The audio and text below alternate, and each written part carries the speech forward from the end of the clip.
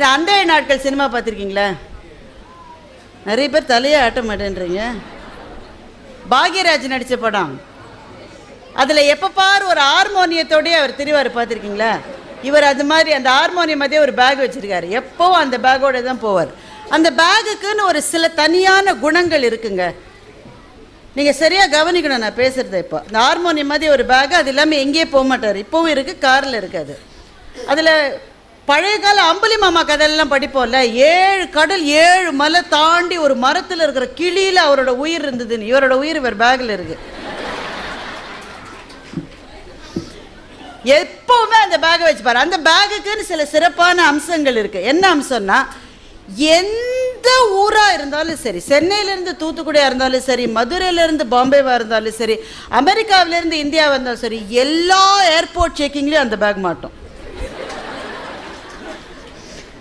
அது நாங்கள் ஒரு குழுவாக போவாங்க. சில பேர் 10 பேர் 12 பேர் கூட போவோம். நாங்கள் கல்யாண மாலைக்கெல்லாம் போகிறோன்னு வச்சுக்கோங்களேன். நாங்கள் பேசுகிறவங்களே ஒரு 6 பேர், மோகன் சார், மீரா மேடம், கேமராமேன், இந்த சவுண்ட் ரெக்கார்டிஸ்ட், அவர் இவருன்னு ஒரு ஜமாவாக போவோம். எல்லோரும் போய் வச்சுருப்பாங்க. அவங்க கேமராலாம் கொண்டு வருவாங்க, சவுண்ட் எக்யூப்மெண்ட்லாம் கொண்டு வருவாங்க. எல்லாம் செக்கிங்கில் டக்கு டக்கு டக்குன்னு போகும். ஒரே ஒரு பேக் மாட்டோம். என்னதான் உள்ளே வச்சிருக்காருன்னு இன்னும் சொல்ல மாட்டேன்றாரு. ஆனால் அந்த பேக்கை பார்த்து கூட அவங்க விட்டுட்டாங்க. அப்படி அதில் மறைவரைகள் ஏதோ இருக்கு போல இருக்கு அந்த பேக்கில். இவர் சார் பேசுகிற போது ஒரு அருமையான விஷயத்தை சொன்னார். சில சமய பட்டிமன்றங்களுக்கு கூட கூட்டம் ரொம்ப குறைவாக இருக்கும். எழுத்தாளர் சுஜாதா ஒரு முறை சொன்னார், தமிழர்களுக்கு எது ரொம்ப பிடிக்கும்னு அவரை கேட்டாங்க.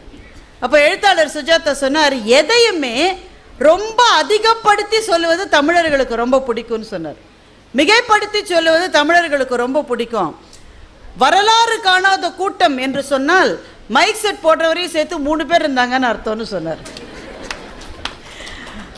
எங்களுக்கு அந்த மாதிரியான எத்தனையோ அனுபவங்கள் உண்டு. மிக குறைவான நபர்களோடெல்லாம் கூட நாங்கள் பேசியிருக்கோம். ஆனால் இந்த மாதிரியான பெரும் கூட்டம் எங்களையும் எங்களுடைய நகைச்சுவையும் கேட்க வந்திருக்கிறது என்பது அவ்வளவு மகிழ்ச்சிக்கும் சந்தோஷத்துக்குமான விஷயமா இருக்கிறது. 2வது விஷயம் நான் ரொம்ப பாராட்டணும்னு நினச்சது, சிறப்பு விருந்தினர்களுக்கு சிறப்பு செய்யப்படும் அப்படின்னு அவங்க அனௌன்ஸ் பண்ணாங்க. உடனே எங்களை அறியாமலேயே எங்களுடைய கழுத்து ஒரு இன்ச்சு அப்படி முன்னாடி போகும். ஏன்னா அவ்வளவு பழக்கம் சால்வையை வாங்கி. இந்த கூட்டங்களில் சால்வை கொடுக்கறத எப்போ தான் நிறுத்த போகிறாங்கன்றது எங்களுக்கும் புரியல. இந்த எல்லா கூட்டங்களையும் கொடுக்குற சால்வையும் சில சமயம் இந்த பெண்கள் வீட்டுக்கு வந்தால் கொடுக்குற ப்ளவுஸ் பிட் வச்சு கொடுப்போம், பார்த்துருக்கீங்களா? வெத்தலைப்பாக்கு, மஞ்சள் அதெல்லாம் வச்சு ஒரு ப்ளவுஸ் பிட்டு வச்சு கொடுப்போம். இந்த சால்வைக்கும் இந்த ப்ளவுஸ் பிட்டுக்கும் ஒரு பொருத்தம் இருக்குது. என்னென்னா, இது 2ஐயும் வச்சு தான் இந்த உலகம் உருண்டையானதுன்றதை நம்ம கண்டுபிடிக்க முடியும். ஏன்னா நம்ம கொடுப்பாங்க, நம்ம இதை வச்சுக்கிட்டு நம்ம என்ன செய்யறதுன்னு இன்னொருத்தருக்கு கொடுப்போம். அவங்க வீட்டுக்கு வரும்போது, அவங்க வீட்டுக்கு வேறு யாராவது வரும்போது அவங்கள்ட்ட கொடுப்பாங்க. கடைசியில் பார்த்தா ஒரு நாள் நமக்கே திரும்பி வரும்.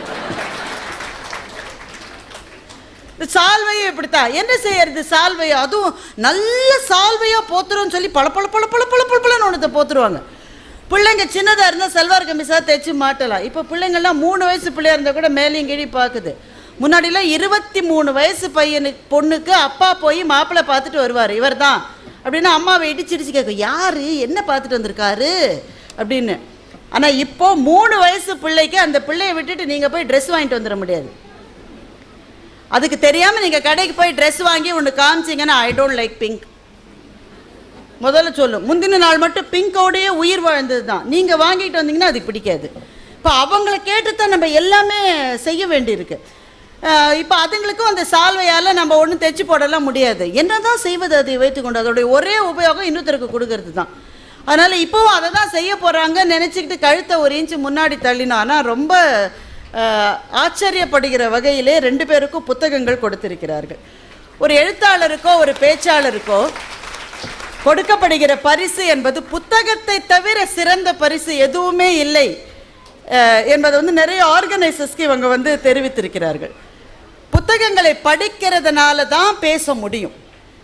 படிக்காதவர்களால் ஒரு மேடையிலே கூட புதிதாக ஒரு செய்தியை கூட சொல்லிவிட முடியாது.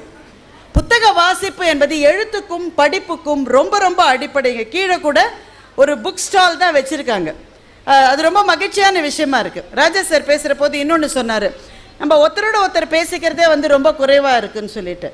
அது எவ்வளோ உண்மைன்னு நான் நினச்சி பார்க்குறேன். ஒரு வீட்டில் ஒரு அப்பா, ஒரு அம்மா, ஒரு பையன், ஒரு பொண்ணு, 4 பேரும் ஹாலில் உட்காந்து பேசிகிட்டு இருக்காங்க. ஒருத்தரோட ஒருத்தர் இல்லை, அவங்கவுங்க மொபைலில் யார் யாரோடையும் பேசிகிட்டு இருக்காங்க. ஒரு அப்பா வந்து தன்னுடைய மகனுக்கு இமெயில் அனுப்பிச்சார். அன்புள்ள மகனே, நீ நலமாக இருக்கிறாய் என்று நான் நம்புகின்றேன். உன்னுடைய படிப்பெல்லாம் எப்படி போய்கொண்டிருக்கிறது? போன வாரம் கூட ஏதோ பரீட்சையெல்லாம் நடந்ததே, நீ நன்றாக எழுதியிருப்பாய் என்று நான் நினைக்கின்றேன். உன்னுடைய புத்தகங்களுக்கு ஏதாவது தேவை இருந்தால் சொல், நான் பணம் அனுப்பி வைக்கின்றேன். மற்றபடி வேறு விஷயம் இல்லை. கீழே நானும் அம்மாவும் நீ சாப்பிட வருவதற்காக 1 மணி நேரமாய் காத்து கொண்டிருக்கிறோம். வேற எங்கேயும் இல்லை, அந்த கழுதை மேலே ரூமில் தான் உட்காந்துருக்கு. ஏன் கூப்பிட முடியாதுன்னா கூப்பிடலாம், ஆனால் மனுஷ தொண்டை தானே நமக்கெல்லாம் இருக்கு. 10 தடவை வேணால் கத்தலாம், அதுக்கும் மேலே கத்தினாலும் கேட்கல. ஏன்னா காதில் எப்போ பாரு 2 போட்டுட்டு இருக்காங்க.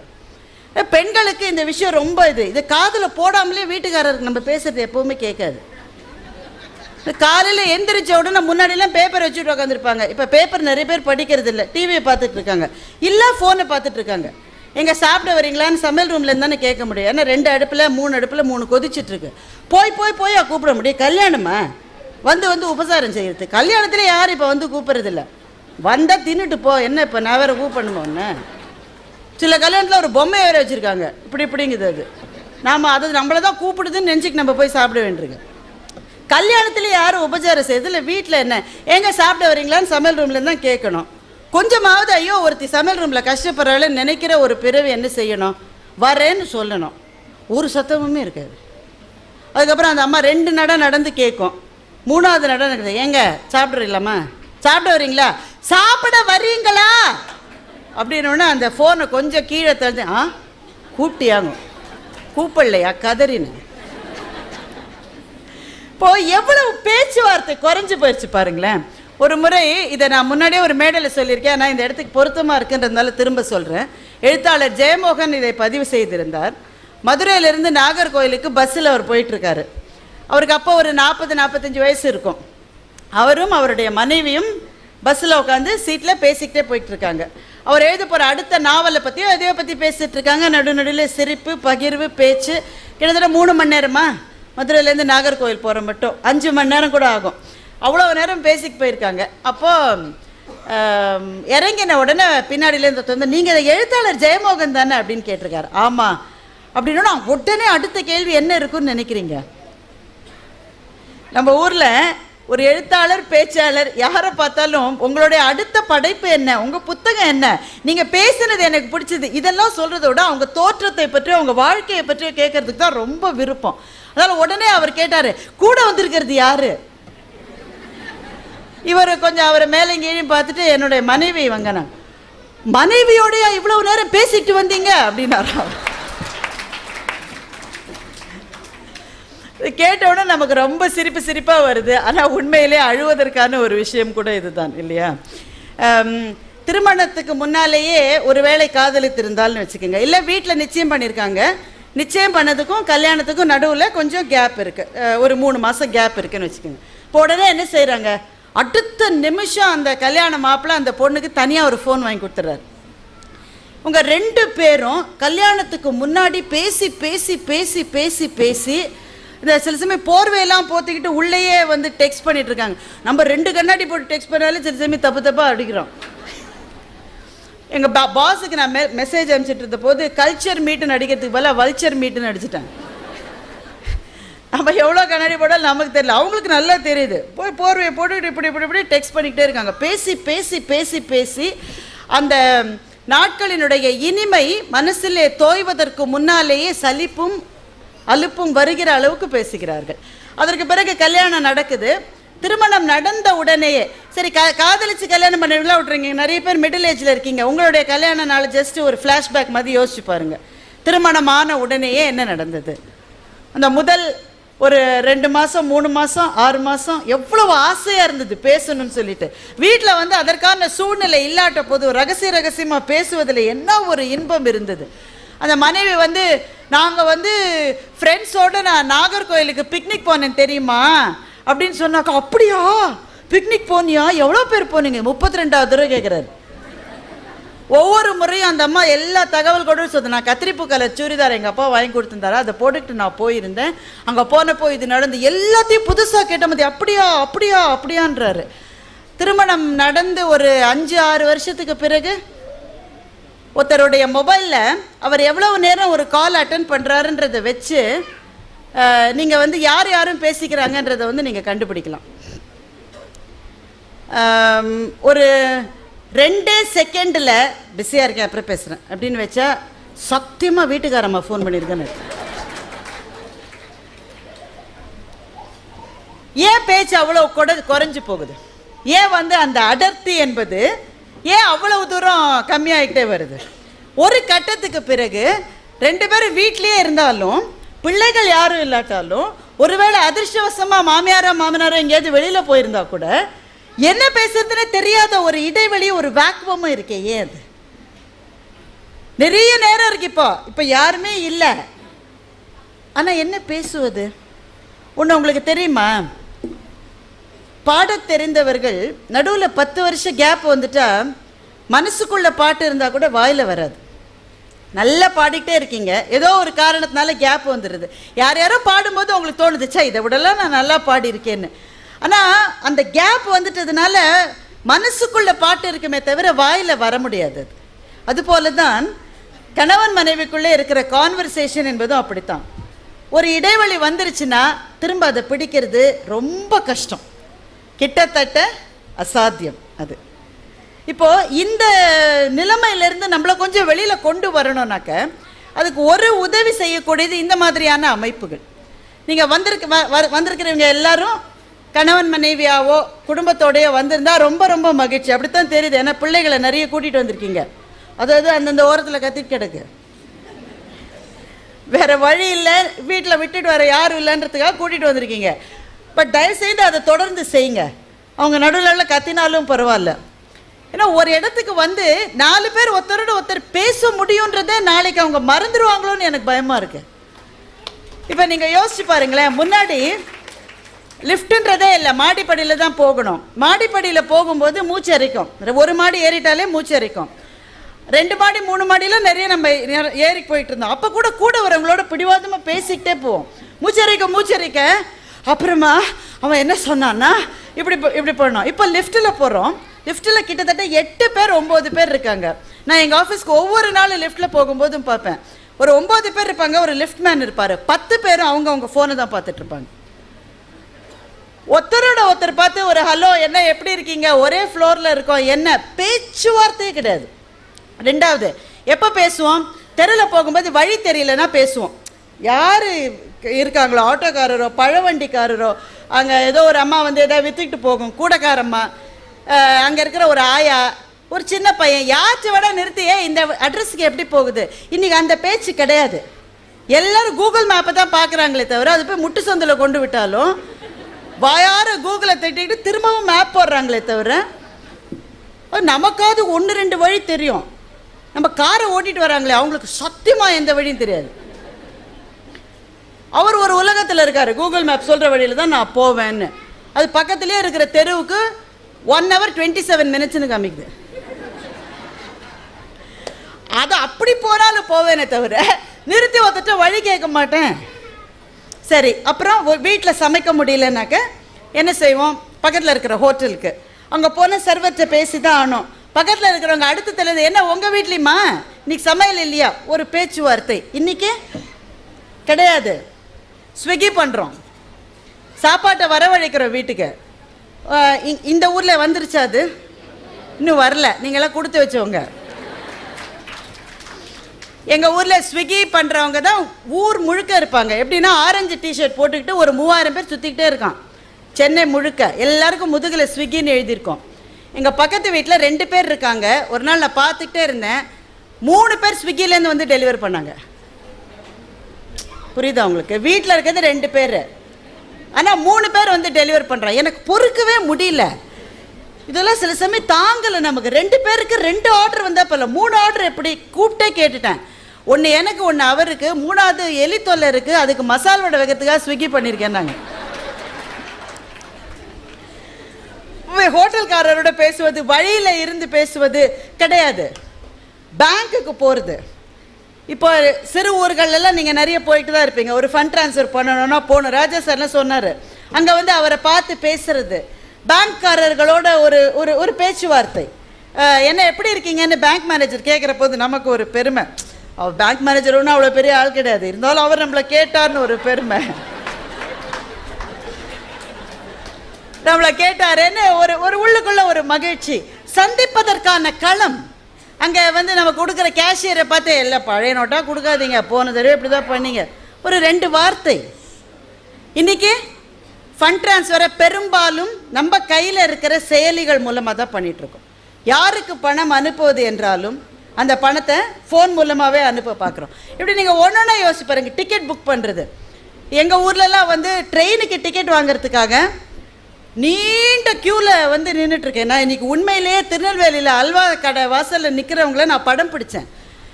எங்கள் ஊரில் இதை பார்க்கவே முடியாது. க்யூவில் நின்று ஒரு விஷயன்றது கிடையாது இனிமேல். ஏன்னா நீங்கள் ஃபோனில் ஆர்டர் பண்ணால் வரும்போது என்ன கழுதைக்காக க்யூவில் போய் நிற்கணும். க்யூவில் போய் நிற்கிறது கஷ்டம் தான். ஆனால் அதில் இருக்கிற ஒரே ஒரு சின்ன சந்தோஷம் என்னென்னா, மனிதர்களோடு நிற்கிறீங்க. நீங்கள் முன்னாடி இருக்கிறது ஒரு மனுஷன், பின்னாடி இருக்கிறது ஒரு மனுஷன், பார்க்கறதுக்கு எவ்வளோ சந்தோஷமா இருக்குல்ல. நம்முடைய சாதனங்களை தாண்டி ஒரு உலகம் இருக்கிறது என்பதே தெரியாத அளவுக்கு சாதனங்களோடு சாதனங்களாக வாழ்ந்து இயந்திரங்களாகவே மாறி போய்விடுவோம் என்கின்ற அந்த அச்சத்தினுடைய உச்சபட்சத்திலே நாம் நின்று கொண்டிருக்கிற போது, இந்த மாதிரி பல பேரை கூப்பிட்டு நாங்கள் ஜோக் சொல்கிறோமோ, எங்கள் சொல்கிற ஜோக்குக்கு உங்களுக்கு சிரிப்பு வருதோ வரலையோ வேறு விஷயம். ஆனால் முகமாக ஒருத்தரை பார்த்து பேசுறதுன்றது எவ்வளோ சந்தோஷமாக இருக்கு இல்லையா. பிள்ளைகள் வந்திருக்கிறார்கள். இன்னைக்கு குழந்தைகள் எந்த இடத்துக்கு நீங்கள் கூப்பிட்டாலும் வருதில்லை. அது இப்போல்லாம் வரும், பாவம், எல்லாம் சின்ன சின்ன டிக்கெட்டாக இருக்குது. அம்மா எங்கேயோ சுவாரஸ்யமான இடத்துக்கு கூப்பிட போகிறான்னு நம்பி வந்து ஏமாந்துருக்கு எல்லாம். சில பேர்லாம் வந்து இந்த பிள்ளைலாம் நல்ல பிள்ளையாக இருக்குது. எங்கள் ஊரில் சில பிள்ளைலாம் கொடுமையாக இருக்கும். உட்காந்து இறை வணக்கம் பாடும்போது எப்போ போகலாங்க, இன்னும் நீராறுங்கடை முடியல, அதுக்குள்ளேயே ஆரம்பிச்சிடும். இதுக்கு தான் நாங்கள் சில சமயம் வீட்டுக்காரரை கூட கூட்டிகிட்டு போகிறது. கூட போகணுன்றதை விட இது இந்த தொல்லை இருந்தாக்கா கொஞ்சம் வெளியில் வச்சுட்டு நில்லுங்களேன்னா பாவம் அவர் நிற்பார். அவர் பிள்ளைகள் இங்கே தொந்தரவு பண்ணாமல் இருக்காங்க, சிலது தொந்தரவு பண்ணுது நிறைய. கொஞ்சம் வளர்ந்துட்டாங்கன்னு வைங்களேன், ஒரு அடலசன்ட் ஏஜுக்கு வந்துட்டா நிச்சயமாக எங்கேயுமே வர மாட்டேன்றாங்க. கல்யாணத்துக்கு கூப்பிட்டு பாருங்க, யூ கேன் கோ. நீ என்னடா எனக்கு பர்மிஷன் கொடுக்குறது, நான் எப்படியுமே போகிறேன், நீ வா. அங்கே வந்தால் பேசிக்கிட்டே இருக்காங்க எல்லாரும், ரொம்ப தொல்லையாக இருக்கு, நான் வீட்லேயே இருக்கேன், நீ போயிட்டு வான்றான். வற்புறுத்தி ஒரு அம்மா பிள்ளைய வந்து கல்யாணத்துக்கு கூட்டிகிட்டு போச்சு. ஒருத்தர் வந்து ரொம்ப நேரம் பேசிகிட்டு இருந்தார். பையன் கேட்டால், இந்த அங்கிள் யார் ரொம்ப நேரம் பேசிக்கிட்டு இருக்காருன்னு. அடப்பாவி, நிஜமாவே அவன் தாண்டா உன் தாய் மாமன். எல்லாரையுமே அங்கிளுங்குதான், பால் போடுறவ அங்கிள், வீட்டு வாட்ச்மேன் அங்கிள், அத்தனை பேர் அங்கிள்ன்றதுனால உண்மையான அங்கிள்ன்ற வார்த்தை வந்து எப்படி செயலிழந்து போயிடுச்சு பாருங்க. பிள்ளைகள் இப்படி தீவுகளாக நிற்கிறார்கள். நம்ம பிள்ளைகள் படிப்பதும் வளருவதும் நமக்கு மகிழ்ச்சி தான். ஆனால் என்னன்னா, அவர்களுடைய வாழ்க்கையில் பல சமயங்களில் நாம் போய் என்ன செய்கிறீங்கன்னு நம்ம பார்க்க வேண்டியிருக்கு. இப்போ நம்முடைய பிள்ளைகள் சாதனங்களில் இருப்பதை பார்த்து இங்கே இருக்கிற நிறைய அம்மாக்களுக்கு சந்தோஷமாக இருக்கும். எங்கள் சுரேஷுக்கு மொபைல்லாம் அவ்வளோ பிடிக்கும். என்ன பெருமை கழுது இதில். நீங்கள் சமீபத்தில் பார்த்தீங்களா, ஒரு வாட்ஸ்அப் ரொம்ப பரவலாச்சு. அதை பார்த்து நிஜமே அழுகே வந்ததுங்க எனக்கு. என்னென்னா, ஒரு பிள்ளைக்கு மொட்டை போடுறாங்க, அழணுமேங்க. என் பொண்ணுக்கு மொட்டை போட்டப்போ எங்கள் குலதெய்வம் கோயிலில் தான் மொட்டை போட்டோம். என் பொண்ணுக்கு மொட்டை போட்ட போது அவங்க அப்பா மடியில் உட்காத்தி வச்சு தான் மொட்டை போடுறது. எங்களுக்கு அப்படி தான் வழக்கம். அப்பா மடியில் உட்காத்தி வச்சுருந்தாங்க. அவர் மொட்டை போடுற ஒருத்தர் இருக்கார். அவள் அலறல் இருக்கே. கோயிலில் இருக்கிற சாமியை தவிர எல்லோரும் வந்தாங்க. சாமி கூட வந்துச்சோன்னு தெரியல, ஏன்னா கூட்டம் கூட்டம்னாலும் தெரியல. அவங்க அப்பா கையை கடித்து மொட்டை அடிக்கிறவரை ஒரு உத விட்டால் அவர் தெரிச்சு போய் விழுந்தார். அவர் இப்போ அவளுக்கு 18 வயசாச்சு. நாங்கள் கோயிலுக்கு போகும்போது இன்னமும் நினைவு வச்சுக்காரு, இந்த பிள்ளை தானே என்னை உதச்சுதுன்றாரு. மொட்டை போட்டு அப்படி தான் அங்கே செய்யும் பிள்ளைங்க. எப்படி கத்தும், காது கத்தும் போது மொட்டை போடும்போது அப்படி அழணும். அது அந்த அழுகை தான் பலம். இந்த கழுதைக்கு அது கூட தெரியல, மொபைலில் பார்த்துக்கிட்டே இருக்கும், மொத்தமாக மொட்டை அடிச்சுட்டான். நீ மொபைலை பார்த்துக்கிட்டே இருந்தா எவன் வேணா உனக்கு மொட்டை அடிக்கலான்றது இதை விட தத்துவார்த்தமா சொல்லவே முடியாது.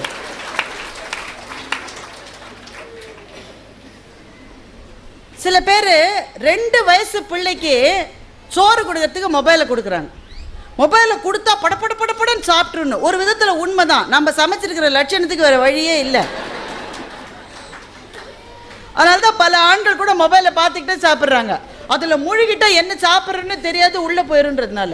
ஆனால் தயவு செய்து இங்கே இருக்கிறவங்களுக்கு நான் இதை ஒரு அறிவுரையாக சொல்லலை, ஒரு ஆலோசனையாக தான் சொல்கிறேன். அறிவுரை சொல்கிற அளவு எனக்கு தகுதி இருக்கான்னு எனக்கு தெரியல. சாதனங்களை பிள்ளைகளுக்கு கொடுப்பதை 10 வயது வரை கண்டிப்பாக தடை செய்யுங்கள். கண்டிப்பாக நோ ஃபோன்ஸ் அப்படின்னு நான் சொல்கிறேன்னு நினச்சிக்காதீங்க. இதை நான் சொல்லலை, இதை சொன்னது யார் தெரியுமா? இந்த உலகத்துக்கே ஃபோனை வழங்கி கொண்டிருக்கிற மிகப்பெரிய கம்பெனியான ஃபேஸ்புக்கினுடைய நிறுவனராக இருக்கிற ஜக்கர்பர்க் இதை சொல்கிறார். மார்க் ஜக்கர்பர்க்குடைய பிள்ளைக்கு இப்போ 1 வயசோ 1.5 வயசோ ஆகுது. இந்த உலகத்தில் இருக்கிற எந்த ஃபோனையும் அவரால் பிள்ளைக்கு வாங்கி கொடுக்க முடியும். ஏன்னா அவர் தான் ஃபேஸ்புக்கினுடைய அதிபர். அவரும் அவருடைய மனைவி ஒரு சீன பெண், இவர் அமெரிக்கர். இவர் இவங்க 2 பேரும் என்ன சொல்கிறாங்கன்னா, ஃபோனை கொடுத்துட்டோன்னா குழந்தைக்கு நாங்கள் பேசுகிற மொழி கூட காதில் கேட்கலன்றாங்க. ஏன்னா ஏற்கனவே குடும்பத்தில் மொழி பிரச்சனை. இவர் ஆங்கிலம் பேசுகிறாரு, மனைவி சீன பெண்மணி. அவர் என்ன சொல்கிறாருன்னா, என் குழந்தை முதலில் சீன மொழியைத்தான் படிக்க வேண்டும்னு அவர் சொல்கிறார். ஏன்னா அதான் தாய்மொழி. அவங்க அமெரிக்காவில் இவரா உலகத்திலே இருக்கிற மகத்தான பணக்காரர்களினுடைய பட்டியலை போட்டால் மேலிடத்தில் இருக்கிறவர். ஆனால் அவர் என்ன சொல்லுகிறார், என் பிள்ளை முதலில் கற்க வேண்டிய மொழி சீன மொழி. நாம என்ன சொல்லிட்டு இருக்கோம், என் பிள்ளைக்கு தமிழ் தெரியாட்ட எக்கேடு ஒழிஞ்சு போட்டு இங்கிலீஷ் நல்லா வந்தா போறோன்றோம். ஆனா யாரிடமிருந்து நாம் கற்றுக்கொள்ள முடிகிறது பாருங்கள். அவர் சொல்றார் சீன மொழி தான் அது படிக்கணும். இது இந்த மொபைல் போனையே பார்த்துக்கிட்டு அதுல வர சவுண்ட்ஸை கேட்டுட்டு இருந்தா தாய்மொழி தெரியாம போயிடும். ஏற்கனவே தாய்மொழியை பேசுறதுக்கு அம்மா மாத்திரம்தான் இருக்கா. ஏன்னா எனக்கு சீன மொழி பேச வராது. அம்மா ஒருத்தி தான் இருக்கா, அவளுடைய குரல் மாத்திரம்தான் காதல கேட்கணும், அப்பதான் அந்த மொழி வரும். அதனால் 10 வயது வரை என் பிள்ளையிடம் ஒரு சாதனத்தையும் நான் கொடுக்க மாட்டேன். I recommend you also do that என்று சொல்லுவது நான் அல்ல நண்பர்களை, மார்க் ஜக்கர்பர்க் சொல்லுகிறார். நானும் அதை ஒரு ஆலோசனையாக சொல்லுகிறேன். நல்ல வேளையாக என்னுடைய பிள்ளைகள் வளர்ந்து வருகிற போது, அவங்க சின்ன வயசுல இருக்கிறப்போ அப்பதான் போன் வந்துட்டு இருந்தது. குழந்தைகளுக்கு கொடுப்பது என்ற வழக்கம் இல்லை. இன்றைக்கு நான் பார்க்கிறேன், சாப்பிட வைக்கணும்னா, அழுவதை நிறுத்தணும்னாக்க, கொஞ்ச நேரம் அவங்கள வேற ஏதாவது செய்ய வச்சுட்டு நாம வேலை செய்யணும்னா, எது செய்ய வேண்டும் என்றாலும் ஒரு போனையோ ஒரு ஐபேடையோ குழந்தைகளிடம் கொடுக்கிற வழக்கம் இருக்கிறதே, மிக மிக தவறானது. ஏனென்றால் அந்த குழந்தைகள் உலகம் என்பது 4 பேரோடு கலந்து உறவாட வேண்டியதுதான் ஒரு உலகம் என்கின்ற எண்ணத்தையே அவர்களுக்கு மறக்கடிக்கிற ஒரே விஷயம் சாதனம் தான். சாதனங்களிலே பிள்ளைகள் இருக்கிற போது என்ன நடக்கிறது? நான் இதை பற்றி இன்னைக்கு நிறைய பேசணும்னு ஏன் நினைச்சேனாக்கா, இது நகைச்சுவையாளர் மன்றமா இருக்கலாம். அதுக்குன்னு இன்றைக்கு நம் சமூகத்தை உலுக்கி கொண்டிருக்கிற விஷயங்களை பற்றியெல்லாம் மறந்துவிட்டு நாம் சிரித்து விட முடியாது இல்லையா? சிரிப்பு என்பதற்கு பின்னாலே சில விஷயங்களை நாம் பேசத்தானே வேண்டி இருக்கிறது. பிள்ளைகளுக்கு சாதனங்களை கொடுக்கிற போது முதல் விஷயம் என்னன்னா, ஒரு மொபைல் ஃபோனை ஒருத்தர் ரொம்ப நல்லா ஹேண்டில் பண்ணுறாருன்னா அவர் ஒன்றும் புத்திசாலின்னு தயவு செஞ்சு நினச்சிக்காதீங்க. நமக்கு இது மாதிரி சில தப்பான கற்பிதங்கள்லாம் இருக்குது. இங்கிலீஷில் பேசினா அவர் ரொம்ப புத்திசாலி. எவன் சொன்னது? முட்டாளான இங்கிலீஷ்காரன் 10,000 பேர் எனக்கு தெரியும். படு முட்டாளாக இருக்கான். இங்கேருந்து நாங்கள் கரடியாக கத்துறோம், அந்த பக்கத்தில் இருக்கான், சுத்தமாக புரிய மாட்டேன். நம்ம ஊராக இருந்தால் ஏன்டா அவனுக்கு விளங்காதாடா நான் என்னது கேட்கலாம். அவனை எந்த மொழியில் சொல்லி திட்டுறதுன்னா, திட்டுறது தமிழில் தான் ஈஸியாக வருது, இங்கிலீஷில் திட்டுறது கஷ்டமாக வேறு இருக்குது. பட்டு முட்டாளாக இருக்கான். அதனால் அவனுக்கு நல்லா தான் ஆங்கிலம் தெரிஞ்சிருக்கு, நம்மோட நல்லா பேசுகிறான், அவன் புத்திசாலி ஆகிடுவானா? ஆங்கிலம் தெரிந்தவன் புத்திசாலி, ஃபோனை நல்லா ஹேண்டில் பண்ணுறவன் புத்திசாலி, கருப்பு கண்ணாடி போட்டவன் புத்திசாலி. என்ன கற்பிதங்கள் இதெல்லாம்! அவன் தான் கவர்ச்சிகரமானவன், அவன் தான் வசீகரமானவன். யார் சொல்லிக் கொடுக்கிற கற்பிதங்கள்? புத்திசாலித்தனம் என்பது என்ன தோழர்களே? ஒன்னே ஒண்ணுதான், எனக்குள்ளே இருக்கிற திறமைகளை நான் உணர்ந்து என்னை நான் மதித்தால் நான் புத்திசாலி, அவ்வளவுதான். என்ன சின்ன சின்ன விஷயங்கள் ஒன்று சொல்லட்டா, நான் எழுந்து வரும்போது தண்ணி பாட்டிலை உதச்சிட்டேன், கீழே விழுந்துருச்சு. அதுக்குள்ளே இப்படி வந்துட்டதுனால வந்துட்டேன். அந்த பையன் அங்கே உட்காந்துருக்கிற பையன், அவன் பேர் எனக்கு தெரியாது, அவன் உடனே ஓடி வந்து அந்த பாட்டிலை நிமித்தி வச்சான். செஞ்சாத ஒரு விஷயம் ஒழுங்கா இல்லைன்னா அதை சரி செய்யணுன்ற எண்ணம் உள்ள இருக்கு பாருங்க, அவன் ஒரு புத்திசாலி.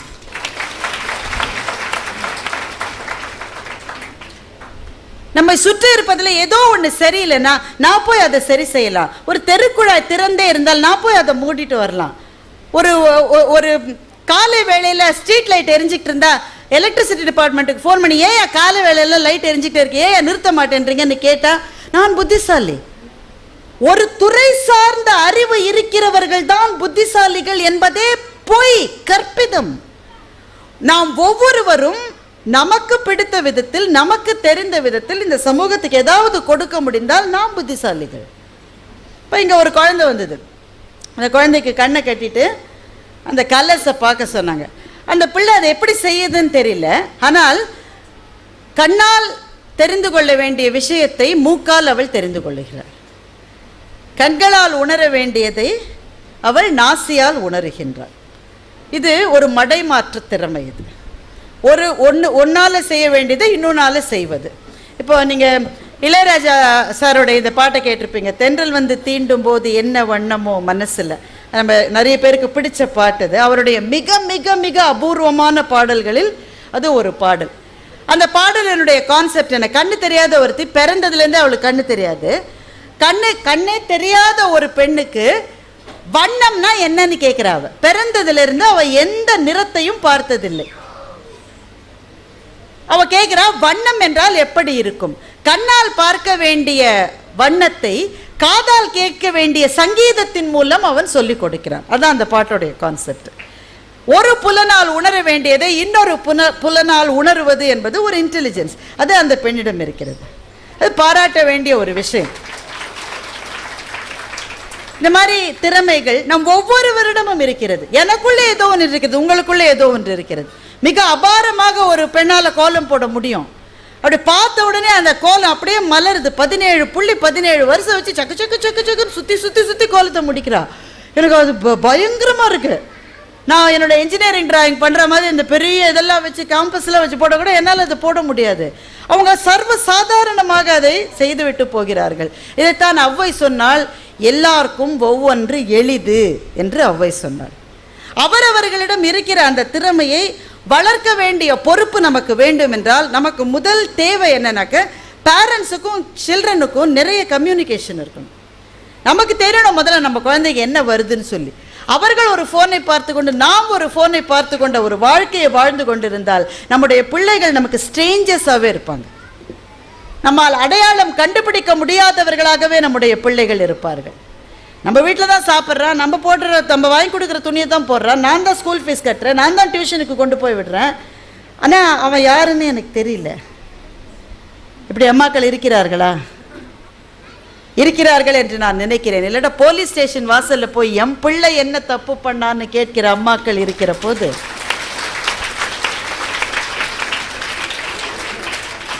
அந்த பிள்ளை அந்த அம்மாவுக்கு தெரியவே இல்லைல்ல. அவளுடைய மனசுக்குள்ளே இருக்கிற மகன் பச்சை மண்ணு, எதுவுமே தெரியாது. ஆனால் உண்மையில் யாரை சமூகத்திலே அவள் உலவ விட்டு இருக்கிறாள்? உங்கள் பிள்ளைகளை உங்களுக்கு தெரியுமா? Do you know your children? உங்கள் பையனுக்கு 5 வயசு இருக்கலாம், 10 வயசு இருக்கலாம், 15 வயசு இருக்கலாம், 20, 30 வயசு இருக்கலாம். Do you know your children? பிள்ளைகளோடு தேவையானது என்னன்னா கம்யூனிகேஷன். கம்யூனிகேஷன் அவ்வளோதான். இப்போ அம்மாக்கள் ரொம்ப என்ன பண்ணுவாங்கன்னா, ரொம்ப குறிப்பாக அம்மா மகனுக்குள்ள தான் இந்த பிரச்சனை ரொம்ப ஜாஸ்தி.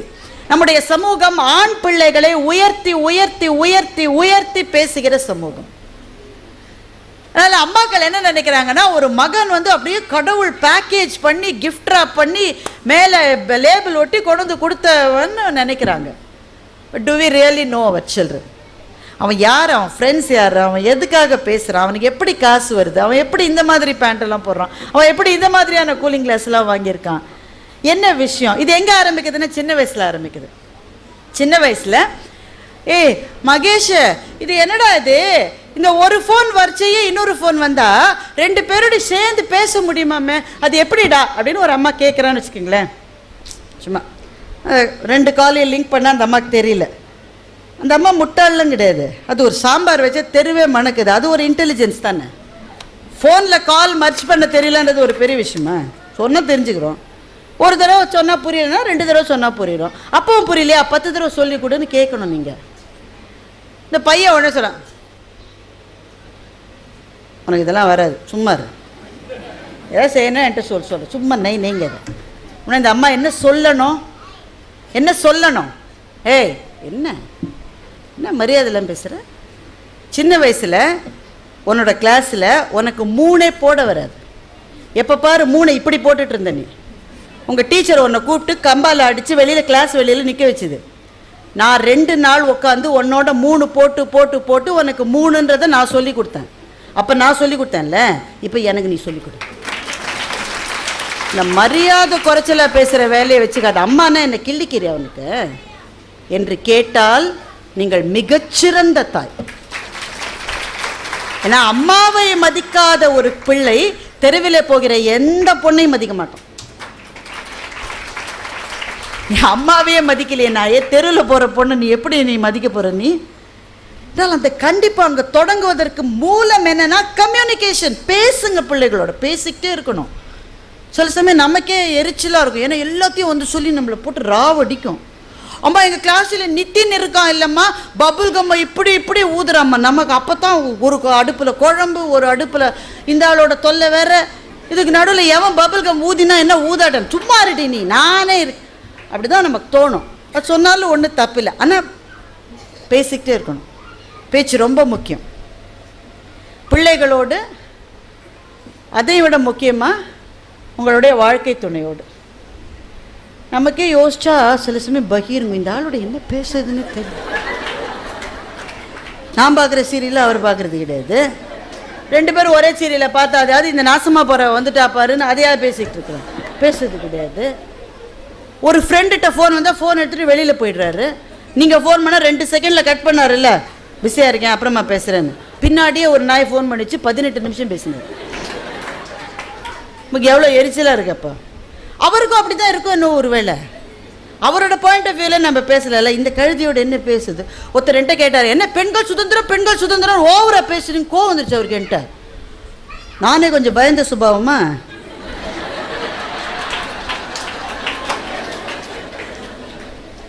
ஏன் சார் அப்படி சொல்கிறீங்க? என்ன என் ஒய்ஃப் எல்லாங்க கல்யாணம் வந்தப்போ எப்படி இருந்தா தெரியுமா?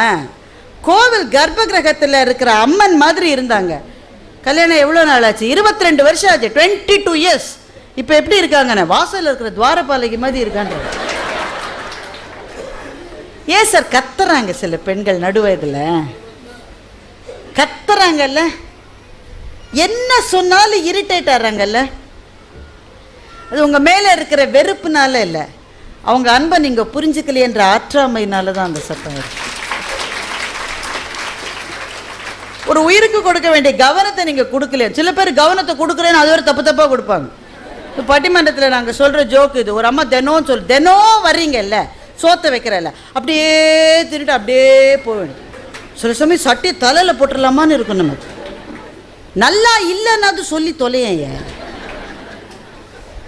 தினம் சொன்னால் ரொம்ப கேட்டால் என்ன சொல்கிறாங்க? நல்லா இருந்தது எங்கள் அம்மா செய்கிற மாதிரி இல்லைம்மா. உங்கள் அம்மா பிக்சர்லேயே இல்லை. இப்போ உங்கள் அம்மா நல்லா செஞ்சாங்களே நான் கேட்டேன். இப்போ எங்கள் அம்மா கூட தான் நல்லா செஞ்சாங்க, தினம் நான் சொல்லிக்கிட்டே இருக்கேண்ணே. உங்கள் அம்மா மட்டும்தான் நல்லா செய்வாங்களே, எங்கள் அம்மா கூட தான் நல்லா செய்வாங்க. நான் செய்யறது எப்படி? அதான பேச்சுங்க. தினம் அந்த அம்மா கேட்டது. ஒரு நாள் சாப்பிடும்போது திடீர்னு அவருக்கு நினைவு வந்தது, ஐயோ தினம் கேட்பாளே இன்னைக்கு சாம்பார் சூப்பர்மா அப்படின்னாரு. அந்த அம்மா வெறி ஆயிடுச்சு, ஏன்னா அன்னைக்கு உடம்பு சரியில்லைன்னு பக்கத்து வீட்டிலேருந்து சாம்பார் வாங்கியிருக்கு.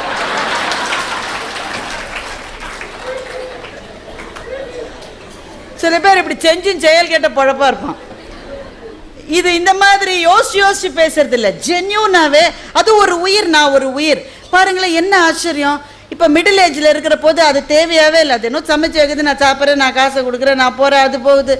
இன்னும் ஒரு 20 வருஷம் கழிச்சு பாருங்களேன், திடீர்னு சுற்றி இருக்கிறவங்க யாருமே இருக்க மாட்டாங்க. பிள்ளைகள்லாம் அது வேலைக்குன்னு போயிடும், நம்ம கூட இருக்க போகிறது இல்லை. இருக்குன்றீங்க அதோடைய வாழ்க்கை எங்கெங்கேயோ இருக்குங்க. நம்ம போய் அதை பிடிச்சி இழுக்க முடியுமா?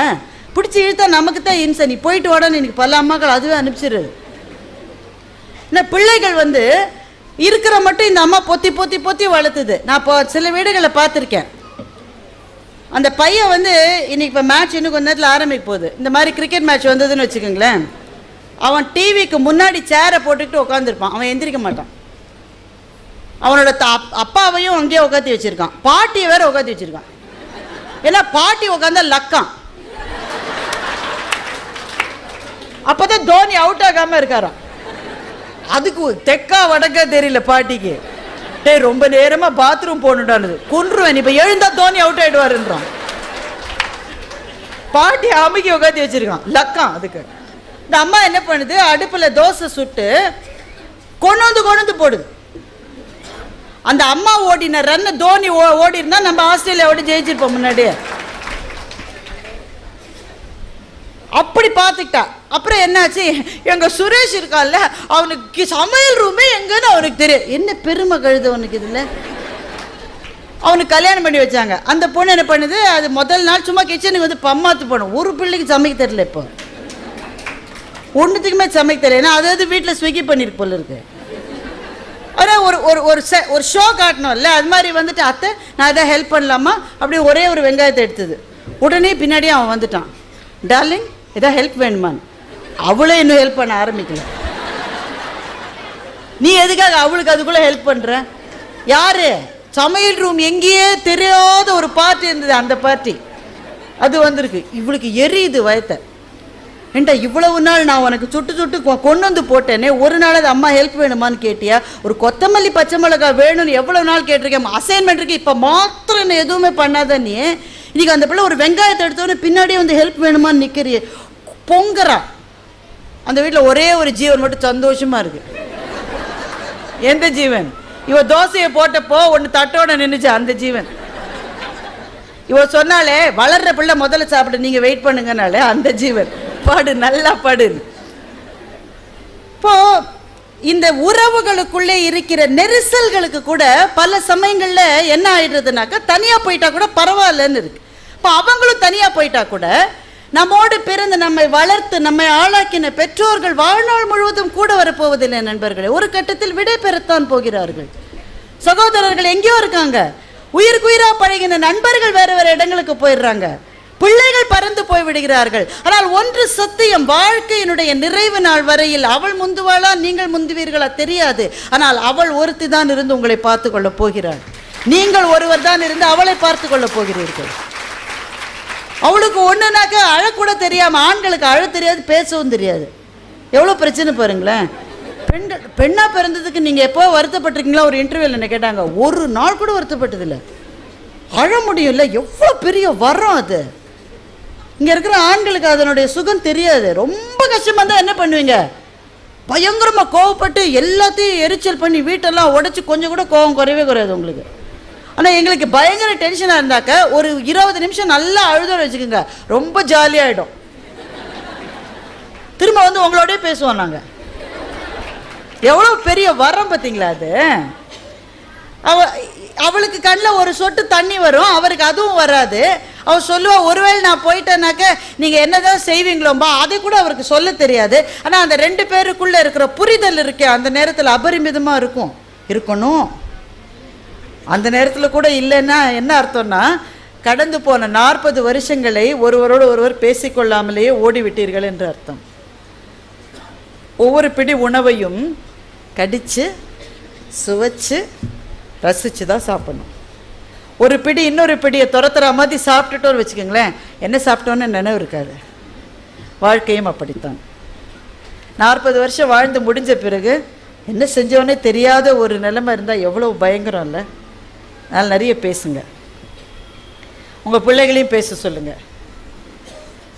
பேச்சு ஒன்று தான் மனித உறவுகளினுடைய உயிர் நாடி. மனம் ரோஜா பூ போல இருந்தால் வார்த்தைகள் மனம் வீசும் என்று கீட்ஸ் என்ற கவிஞர் சொன்னார். ரோஜா பூ போல மனம் இருக்கணும்னா, மனம் வீசுகிற வார்த்தைகள் வரணும்னா பேசுவதற்கான முயற்சி இருக்கணும். இங்கே நிறைய பிள்ளைகள் இருக்கீங்க, நான் இதை சொல்லிட்டு முடிச்சுக்கிறேன். உங்கள் அப்பாட்டியோ அம்மாட்டியோ எப்போவாவது போய், பிள்ளைங்க மாத்திரம் இல்லை, நீங்கள்லாம் கூட, உங்களுக்கெல்லாம் யாருக்கெல்லாம் அப்பா அம்மா இருக்கு உங்களை கொடுத்து வச்சவங்க, சந்தோஷமாக இருங்க, ரொம்ப மகிழ்ச்சி.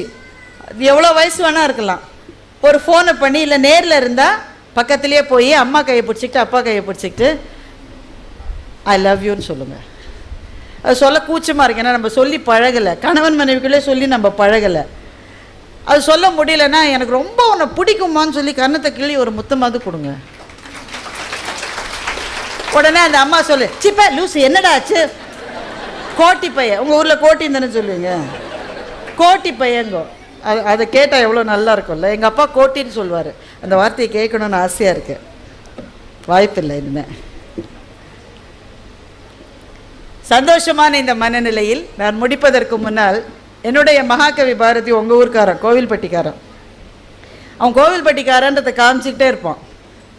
புல்லாங்குழல் கொண்டு வருவான், அமுது பொங்கி ததும்பும் நற்கீதம் படிப்பான். பாட்டை பாடுறதுன்னு திருநெல்வேலிக்காரன் கோவில்பட்டிக்காரன் ஒரு நாளும் சொல்ல மாட்டான், பாட்டை படிக்கிறதுன்னு தான் சொல்லுவான். அமுது பொங்கி ததும்பும் நற்கீதம் படிப்பான் என்று சொல்லி தான் எந்த மண்ணை சார்ந்தவன் என்று காட்டினானோ பாரதி. சுட்டும் விழிச்சுடர்தான்றதுக்கு ஆத்திரம் கொண்டவர்க்கே கண்ணம்மா சாத்திரம் உண்டோடினான். நான் ரொம்ப நாள் அந்த ஆத்திரம்ன்ற வார்த்தைக்கு கோவம்னு அர்த்தம் நினச்சிட்டு இருந்தேன். அப்புறம் தான் தெரிஞ்சது திருநெல்வேலி கோவில்பட்டியில் ஆத்திரம்ன்றதை அவசரத்துக்கு சொல்லுவாங்க. ஒரு அவசரத்துக்கு வந்தேன், அவசரம் தான் அது, இவனுக்கு அவசரம், காதலன் இல்லையா இவனுக்கு அவசரம்.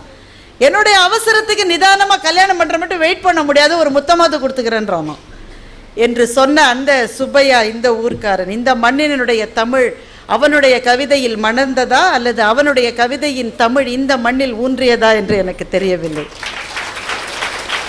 அந்த அபாரமான குடிப்பினை கொண்ட நீங்கள், மகாகவி பாரதி உங்கள் ஊர்க்காரர் என்ற பெருமையை பெற்ற நீங்கள், இலக்கிய ரசிகரான டாக்டரினுடைய ஆதரவிலும் மற்ற இலக்கிய ஆர்வலர்களினுடைய உழைப்பிலும் நடக்கின்ற இந்த விழாவை தொடர்ந்து நடத்துங்கள், தொடர்ந்து பேசுங்கள்.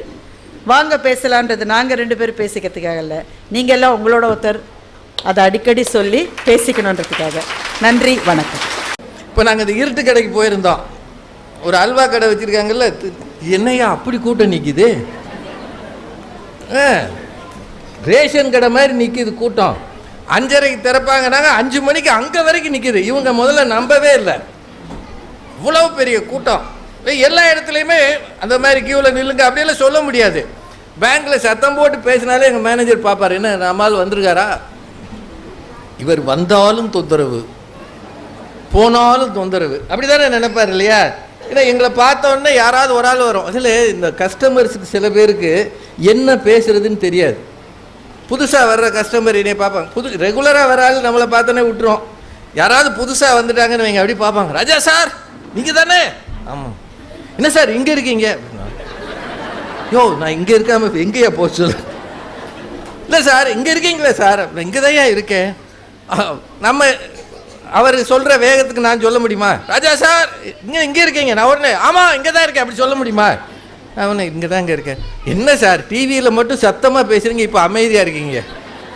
யோ நான் அது சத்தமாக பேச முடியாதியா, பேசுனா மேனேஜர் திட்டுவாரியா? இதுதான் எங்கள் நிலைமை. வெளியில் பேச முடியாது, ஆஃபீஸில் பேச முடியாது, மேடைகளில் தான் அப்படி பார்க்கும்போது என்னத்தையோ பேச வேண்டியது. இதில் நகைச்சுவை கொண்டு வரணும். எனக்கு என்னவோ இந்த கதை சொல்லி ஜோக் அடித்து பழக்கமே கிடையாது.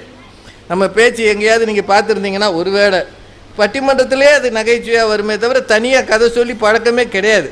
அதனால தான் நான் அந்த ஹியூமர் கிளப் கூட்டங்களுக்கு போக யோசிப்பேன். நான் இங்கே என்ன சொன்னாலும் சிரிக்கணும்னு ஒரு எதிர்பார்ப்பு இருக்குது இல்லையா? என்னங்க அதுக்கு தானங்க வந்திருக்கீங்க?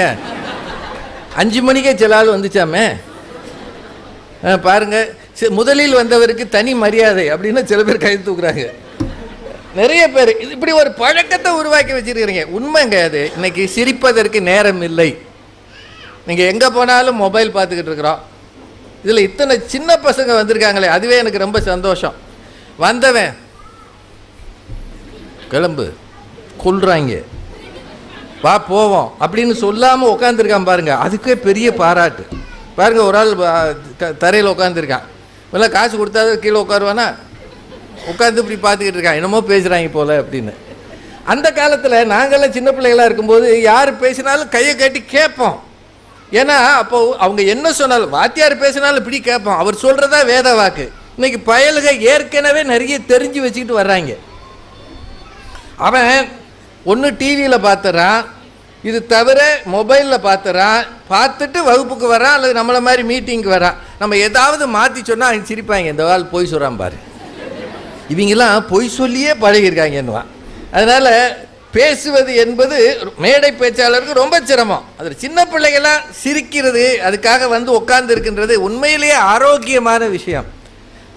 பேச மறந்த தலைமுறையாக நாம் இருக்கிறோம். சின்ன வட்டத்துக்குள்ள மொபைலில் ரொம்ப நேரம் பேசுகிறோம், யாரோடையே பேசுகிறோம், ஆனால் பக்கத்தில் இருக்கிறவங்ககிட்ட பேசுகிறது ரொம்ப குறைந்திருக்கிறது.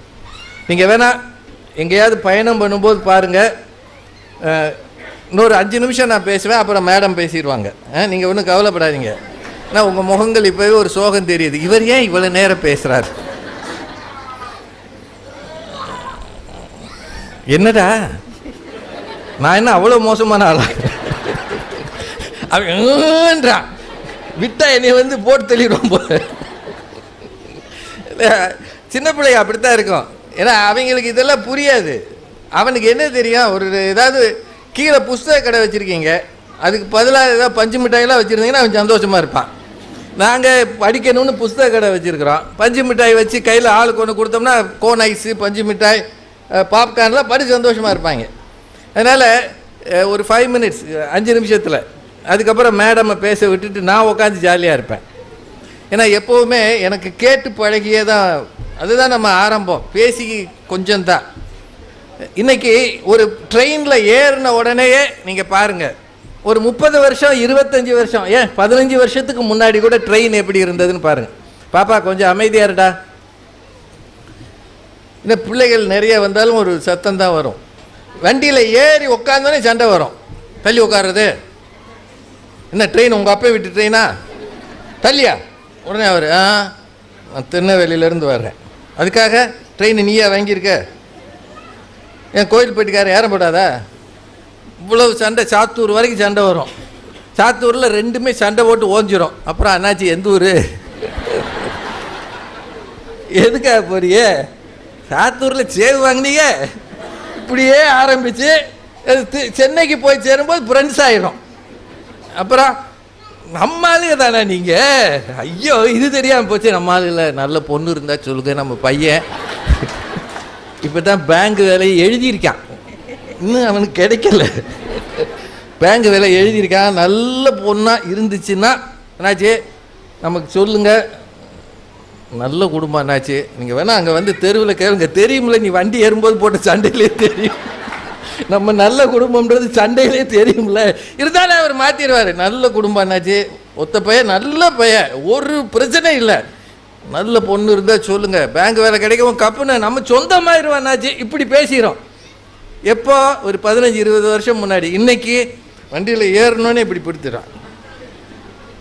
டிடி வந்து கேட்டால் கூட சில ஆள் மொபைலில் நீட்டுறான். அவர் யோ ஐடி கார்டை கூடியா, ஓ சாரி சார் ஐடி அதுலேயே இருக்குது சார், அதை எடுத்துக்கூடு, உன் மொபைலில் தான் லாக்கில் இருக்குல்ல. அவர் கடுப்பில் இருக்கிறாரு. இப்போது பக்கத்தில் இருக்கிறவன் யார், எவன், எதுக்கு, என்ன யாரும் கண்டுக்கிறது இல்லை. ஏறினோடனே காதில் 2 மாட்டி அப்படியே மல்லாந்துறாங்க. எல்லாரும் பெருமாள் மாதிரியே படுத்து கிடக்காங்க, அப்படியே ரங்கநாதன் மாதிரியே உட்காந்துருக்கான். ஏறி காதில் 2 மாட்டிட்டானா எக்மோர் வந்த பிறகு தான் யாராவது எழுப்பி விட்டா உண்டு. அருகில் இருக்கிற மனிதர்கள் முகம் பார்த்து பழகணும். யார் அவன மிருகங்களான, மிருகம் கூட இன்னொரு மிருகத்தை பார்த்து கொஞ்சமாவது பக்கத்தில் போய் நின்று வாடையாவது பிடிக்கும்ல. நம்ம அதுக்கு கூட ஆசைப்படுறது இல்லையா. எவன் எப்படி ஆனாலும் நான் நானாக இருக்கணும், நான் எங்கேயோ ஒரு உலகத்தில் ஆஸ்திரேலியா அமெரிக்காவோட தொடர்பில் இருக்கணும். பக்கத்தில் இருக்கிறவன் வந்து, அதுவும் இந்த 80 வயசு 70 வயசு உங்களுக்கு இருந்துச்சுன்னா கட்டாயம் அப்பர் பர்த் தான் போடுவாங்க. அது 80 வயசுன்னு அவர் இப்படி அதுவும் அவர் வீட்டுக்காரம்மா கூட அவர் வந்திருப்பார். அந்த அம்மா ஒரு 72 73 இருக்கும், இவர் 80 தொட்டுக்கிட்டு இருப்பார். அவங்களுக்கெல்லாம் கன்செஷன் உண்டு தெரியுமா? என்ன கன்செஷன்? டிக்கெட்டில் தான் கன்செஷன், பெர்த்தில் கிடையாது, ஏற்றிடுவான். அதில் நம்ம மாதிரி ஆளுங்க கொஞ்சம் பேர் வந்து கீழே லோயர் பெர்த் இருக்கும். அவங்க முன்னாடியெல்லாம் வந்து ஐயா முடியலைங்க, ஏற முடியாது, 3 தடவை பாத்ரூம் போனோம், இறங்கி நான் விழுந்துருவேன், நீங்கள் கொஞ்சம் அப்படின்னா எனக்கு முதுகில் பெரிய ப்ராப்ளம் இருக்குங்க. அப்புறம் அந்த அம்மா சொல்லும், நம்ம 2 பேரும் உட்காந்தே போய் சேருவோம்னு சொல்லாதம்மா, உட்காந்தே எக்மோர் போவோம்னு சொல்லு. அவங்களுக்குள்ள இருக்கிற அந்த 2 பேர் உட்காந்து வர்றதை பார்த்துருக்கீங்களா? அதில் கூட ஒரு உதவி செய்வதற்கு பேசினா தனியாக முடியும். அவருக்கு என்ன பிரச்சனைன்னு நான் கேட்டால் தானே முடியும். நான் தான் என் முதல்ல காதலை மாட்டிக்கிட்டு கடவுளோட பேசிக்கிட்டு இருக்கேனே. நான் பேசுவதற்கு வாய்ப்பு தருகிற மகிழ்வோர் மன்றம். நீங்கள் கலகலப்பாக இருக்கணும்னு ஒரு ஆர்வத்தோடு வந்திருக்கிறீங்க. ஒரு 1.25 மணி நேரம் 1.5 மணி நேரம் மாதத்துக்கு ஒரு நாள் மனம் விட்டு சிரிக்க, ஏதோ ஒன்றை தெரிந்து கொள்ள ஒரு அருமையான கூட்டம். இதை நடத்துகிற எல்லாருக்கும் வாழ்த்துக்களும் பாராட்டுகளும் மீண்டும் சொல்லிக் கொள்கிறேன். குறிப்பாக டாக்டருக்கு, பேஷண்ட்ஸை பார்த்து அவர் பாட்டு கிளினிக்கை பார்த்துக்கிட்டு இருக்கலாம், ஆனால் பேஷண்ட்டுகளாக நீங்கள் ஆகக்கூடாதுன்றதுக்காக இதை வச்சிருக்கிறார். அதானங்க உண்மை. இறுக்கமாக இருந்தால் வியாதி வரும், இறுக்கம் குறைந்தால் வியாதி குறையும். அதுக்காகவே பக்கத்தில் மகிழ்வோர் மன்றம் வச்சிருக்கிற டாக்டருக்கு அநேகம் நன்றிகளை சொல்லி அடுத்து மேடம் தொடர்வார்கள். அவங்க பேசி நேரம் இருந்தால் எனக்கு அனுமதி நீங்கள் தந்தீங்கன்னா நான் வரேன், இல்லாட்டி ஏதாவது சாப்பாடு சாப்பிட்டு வீட்டுக்கு போயிட வேண்டியதுதான். அதாவது அவங்க எல்லாரையும் பார்த்ததில் மகிழ்ச்சி. அடுத்து பேசுவதற்கு திருமதி பாரதி பாஸ்கர் அவர்கள் இப்போது தன் பேச்சை தொடங்கும். ஒரு 42 நிமிடம் சிரிக்கவும் சிந்திக்கவும் இவ்வளவு அழகாக ஒருவரால் பேச முடியும் என்றால் அது பாரதி பாஸ்கர் ஒருவரால் தான் முடியும். இல்லை, வேடிக்கைக்கு சொல்லலை, உண்மையை தான் சொல்கிறேன். ஏன்னா ஆண்களுக்கு பேசவும் தெரியாது, அழவும் தெரியாது. அவங்க அப்படி சொன்ன பிறகு நான் பேச வரேன்றதே பெரிய விஷயம். ரொம்ப அருமையாக நீங்கள் எல்லோரும் ஒருத்தருக்கு ஒருத்தர் பேசுங்க அப்படின்னு நிறைய பேசியிருக்கிறாங்க. ஏன்னா அவங்க முடிக்கும்போது மேட்ச் ஆரம்பிக்க போகுதுன்னு சொல்லிட்டாங்க. இங்கே யாரும் போகலை, அது ஒரு பெரிய புண்ணியம். இந்த கூட்டத்தை நான் தொடர்ந்து கவனித்தேன். நிறைய பயல்கள் விதவிதமாக சத்தம் கொடுத்தாங்க.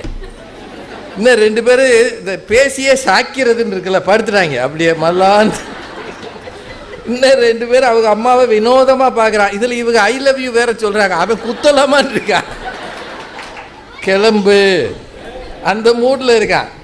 ஆனால் ரொம்ப அருமையாக தாய் தகப்பனுக்கு பிள்ளைகளோடு இருக்கிற உறவை அருமையாக சொன்னாங்க. ஒவ்வொரு விஷயமும் அவங்க பேசுனதில் ரொம்ப நல்லா இருந்தது. இந்த பாரதியை பற்றி அவங்களுக்கு ரொம்ப பிடிக்கும். ஏன்னா பேர் சில பேருக்கு தான் அமையும் இல்லையா? நமக்கெல்லாம் ஏதோ தெரியாதனமாக ராஜான்னு வச்சுட்டாங்க. அது உண்மையில் அப்படி இல்லை, ஒரு கூஜான்னு வச்சுருந்துருக்கலாம். நான் என்ன சொன்னேன், அவர் என்னைய தகப்பன் நடிகைகளுக்குன்னு சொன்னாருன்னு சொன்னேன். இவங்க உடனே நீங்கள் என்ன கதாநாயகனாக நடிச்சிங்க? சில கதாநாயகன் நடிக்கிற படமே ஓட மாட்டேங்குது. நான்லாம் கதாநாயகனை நடித்தா வரவே வராது. நடிக்கிறது ஒன்றும் ஈஸி இல்லை மேடம். சார் நல்லா யோசிங்க. இப்போ நம்ம பையன் நம்ம பக்கத்தில் வரும்போதே இவன் நம்ம பையெல்லாம் நமக்கு ஒரு பார்த்தேன்னா கிட்ட வந்து நிற்கிறான்னு தோணுதா இல்லையா? அவன் ஏதாவது நம்ம உரண்டு எழுதிருப்பான். யாரோ ஒரு பொண்ணை கூட்டிகிட்டு வந்து இதுதான் உங்கள் மகள்னு சொன்னால் எப்படிங்க நான் மகள்னு பேசுறது? அந்த கஷ்டமெல்லாம் நீங்கள் அனுபவிச்சாதான் தெரியும். அதுலேயே இன்னும் கொடுமை என்னென்னா, இப்போ நான் படத்தில் நடிக்கும்போது ஸ்ரேயான்னு ஒரு பொண்ணு எனக்கு மகளாக நடித்தது சிவாஜின்ற படத்தில். அந்த பொண்ணுக்கு தமிழே தெரியாது, சுத்தமாக தமிழ் தெரியாது. அது ஹிந்தியில் எழுதி வச்சு இங்கிங்கிங்கிங்கிங்கிங்கிங்கின்னு, எனக்கு ஹிந்தியே தெரியாது, ஒரு வரி தெரியாது. நான் பொய் சொல்லலை. நீங்கள் அந்த படத்தில் அந்த பொண்ணோட லிப் மூவ்மெண்ட் பாருங்கள். பல வசனங்கள் அது பேசும்போது அந்த லிப்புக்கும் அந்த சத்தத்துக்கு சம்மந்தமே இருக்காது. அதில் இந்த ஒரு தேவார பாட்டு ஒன்று வரும்னு நினைக்கிறேன். இடையில இந்த கோயிலில் ஒரு பாட்டு வரும். அப்போ அது முகத்தை பாருங்கள், அதுக்கும் இது பாடுறதுக்கும் சம்மந்தமே இருக்காது. இதில் இந்த பொண்ணு ஹிந்தியில் பேசும், ஹிந்தியே தெரியாத நான் இங்கேருந்து ரியாக்ஷன் கொடுக்கணும். எனக்கு தமிழில் எவனாவது பேசினாலே ரியாக்ஷன் வராது.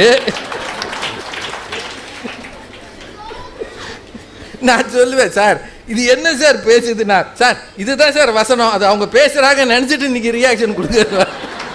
சங்கத்தில் அது பேசுதுன்னு நினச்சிட்டு நீங்கள் ரியாக்ஷன் கொடுங்க சார். இதை விட இன்னும் மோசமான நடிகைகள்லாம் இருக்குது, எவ்வளவோ தேவையில்லை சார். நடிக்கிறது ஒன்றும் அவ்வளோ எளிமையானது இல்லைங்க. ஏன் நடிகர்களுக்கு அவ்வளோ காசு கொடுக்குறாங்க? இப்போ நமக்கு இப்போ நாங்கள் பேசுகிறோம்ல, இன்னும் ஒரு 10 நிமிஷம் இருக்குல்லங்க, என்ன நேரம் 8:25 வரைக்கும் இருக்கலாமா? பரவாயில்ல. இல்லை சின்ன பையலுக்கு சில பேர் அப்பா அம்மா கூப்பிட்டு போயிட்டாங்க, அவங்க நேரம் வீட்டில் இட்லி தின்னுக்கிட்டு இருப்பான். நடிக்கிறதுன்றது எவ்வளோ சிரமம்னா, இப்போ அவர் அங்கே உட்காந்துருக்கிறாரு, அவருக்கு எனக்கு எவ்வளோ டிஸ்டன்ஸு, ஒரு 5 அடி 6 அடி நெருக்கி இருக்கும். சினிமாவில் அப்படி கிடையாது, கேமராவை கொண்டாந்து இங்கே வச்சுருப்பாங்க. பொய் இல்லைங்க, நிஜம்.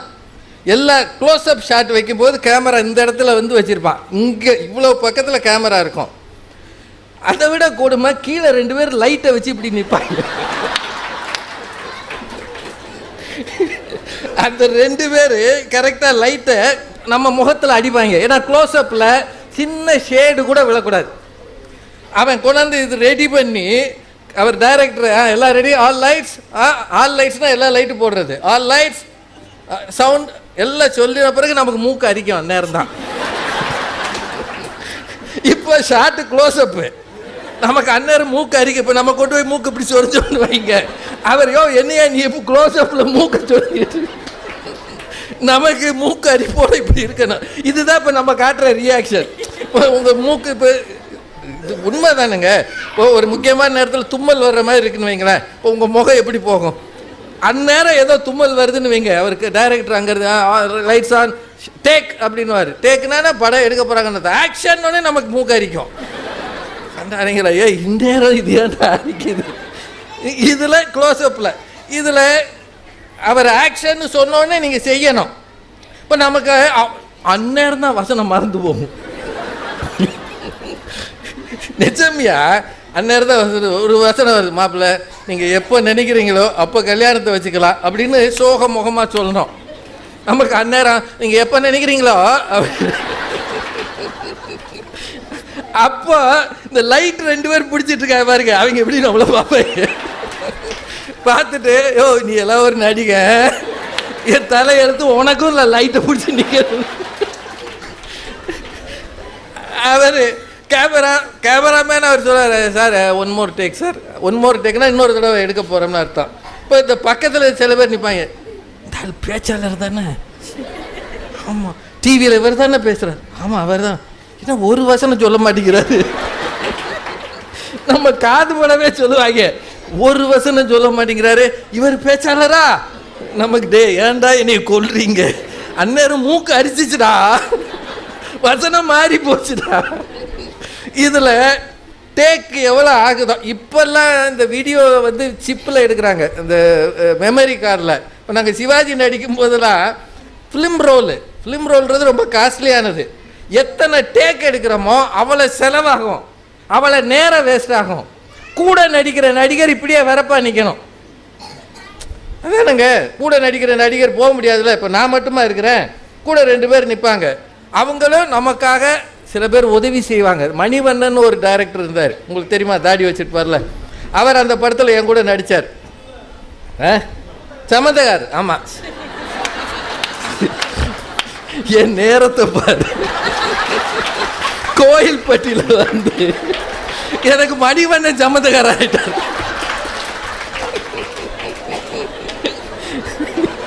இது யாருக்கியா வாக்கியம்? நான் உண்மையிலேயே ரொம்ப இனிமையான மனிதர், என் கூட ரொம்ப அன்பாக பழகினார். அவருக்காக நான் ரொம்ப வருத்தப்பட்டேன். அவர் இறந்து போன அன்னைக்கு எனக்கு ரொம்ப வருத்தம். சென்னை வரைக்கும் போனேன், ஆனால் பார்க்க முடியலை. அவ்வளவு அன்பான மனிதர். சினிமாவில் இருக்கிற ஒவ்வொன்றையும் சொல்லி கொடுப்பார்.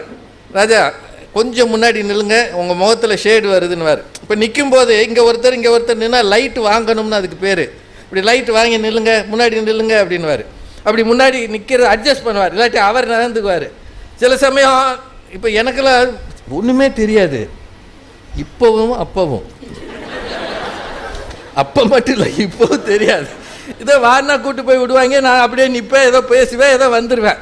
அவர் சொல்லுவார், இந்த கேமரா வந்து இந்த ட்ராலிலெலாம் போகும்ல, ட்ராலின்னா ஒரு ட்ராலியை வச்சு ரயில்வே மாதிரி இருக்குது, தண்டவாளம் மாதிரி ஓட்டிகிட்டே போவாங்க, அதில் கேமரா போகும். இப்போது இங்கேருந்து கேமரா பெரும்பாலும் கதாநாயகி மேலே தான் விழும். நாங்களாம் சைடு சப்போர்ட்டு, சில்லுண்டி உள்ளுண்டி ஒத்து ஊதுற கேஸு.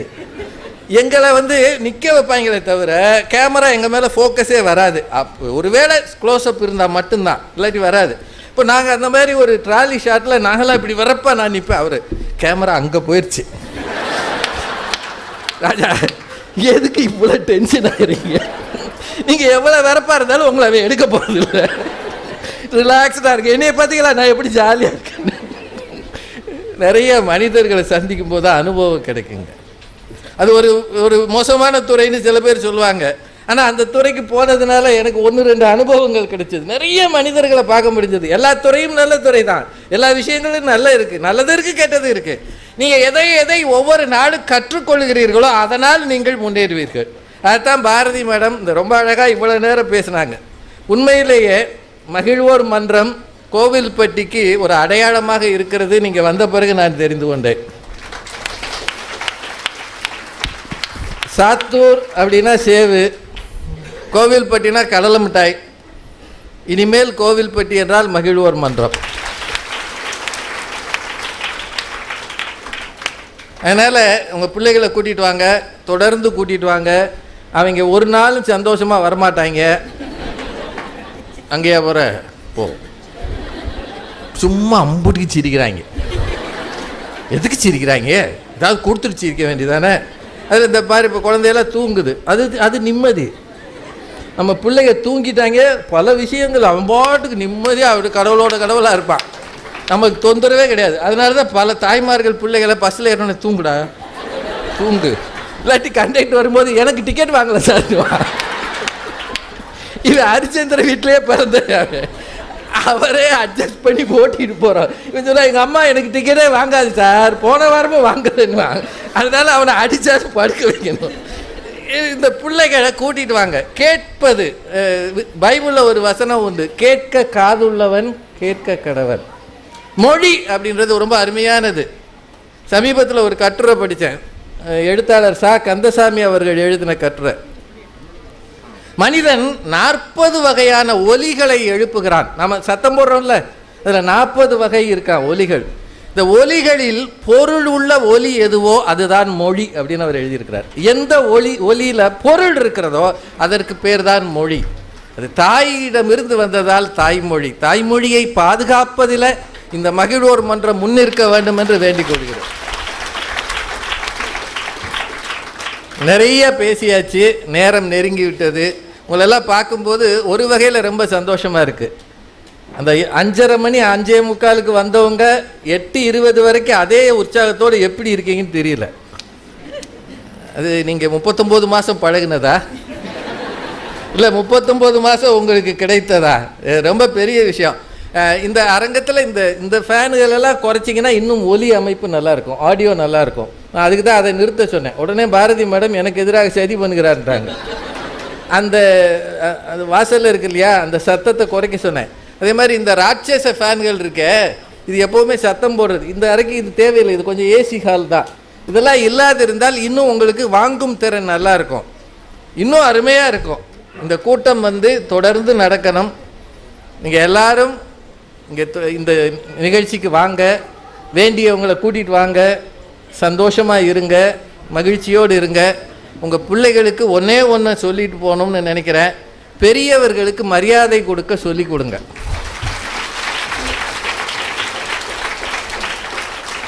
பெரியவர்களுக்கு மரியாதை கொடுக்க உங்கள் பிள்ளைகளுக்கு சொல்லுங்க. தமிழ் சொல்லிக் கொடுங்க, ஆங்கிலம் சொல்லிக் கொடுங்க, நீங்கள் என்ன வேணாலும் சொல்லிக் கொடுங்க. இப்போ இந்த குழந்தை செஞ்சதில் மோந்து பார்த்தே கலர் கண்டுபிடிக்க சொல்லிக் கொடுங்க.